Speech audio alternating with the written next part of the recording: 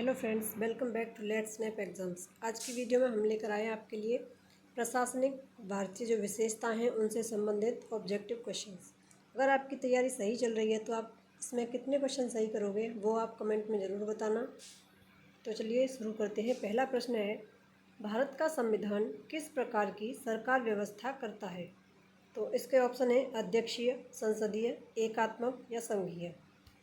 इसका आंसर है भारत का जो संविधान है वह संसदीय और संघीय दोनों ही आंसर ठीक है इसके। संसदीय और संघीय दोनों ही व्यवस्था करता है भारत सरकार की। अगला प्रश्न हम देखते हैं,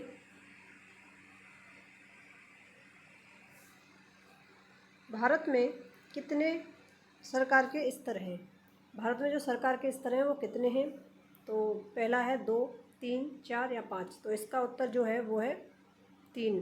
एक स्तर है केंद्र, फिर है राज्य, उसके बाद है स्थानीय।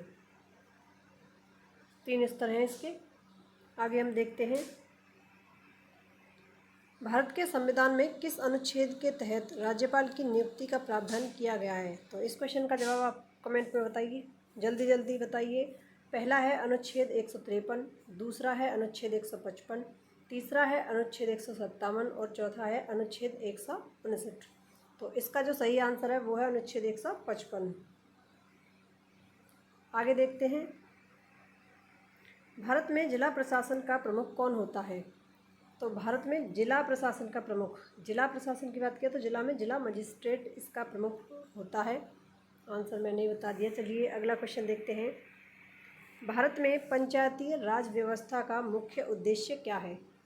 इसका आंसर है इसका पहला ऑप्शन है सत्ता का विकेंद्रीकरण, आर्थिक विकास, सामाजिक न्याय या फिर ये सभी। तो इसका जो आंसर है वो है सभी। भारत की जो राज्य व्यवस्था है उसका मुख्य उद्देश्य है सत्ता का विकेंद्रीकरण। जो भी सत्ता है उसे 3 स्तरों में बांट दिया गया है, उसका विकेंद्रीकरण कर दिया गया है, उसका विभाजन कर दिया गया है ताकि उससे अच्छी तरह सामाजिक न्याय मिल सके और आर्थिक विकास हो सके हमारे देश का। इसलिए इसके सभी ऑप्शन सही हैं। अगला क्वेश्चन देखते हैं, भारत के केंद्र और राज्यों के बीच विधायी शक्तियों का विभाजन किस अनुसूची में हुआ है? पहला है 7वीं अनुसूची, फिर है 6वीं अनुसूची, फिर है 5वीं अनुसूची, फिर है 4थी अनुसूची। तो आप इसका आंसर बताइए कौन सा है। केंद्र और राज्यों के बीच जो कानूनी शक्तियां हैं उनका विभाजन किया गया है वो है 7वीं अनुसूची में। इसका उत्तर पहला है। अगला क्वेश्चन देखते हैं, भारत में नीति आयोग की स्थापना कब हुई थी? भारत में नीति आयोग की स्थापना कब हुई थी? पहले से योजना आयोग कहा जाता था लेकिन बाद में से बदलकर नीति आयोग कर दिया गया। तो इसकी स्थापना हुई थी, आप बताइए। पहला है 2014, 2015, 2016, 2017। तो इसका आंसर बी है, 2015 में हुई थी।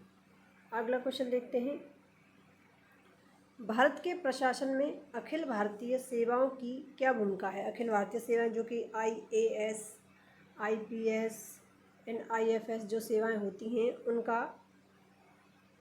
क्या भूमिका होती है उनकी भारत की जो प्रशासन है उसमें?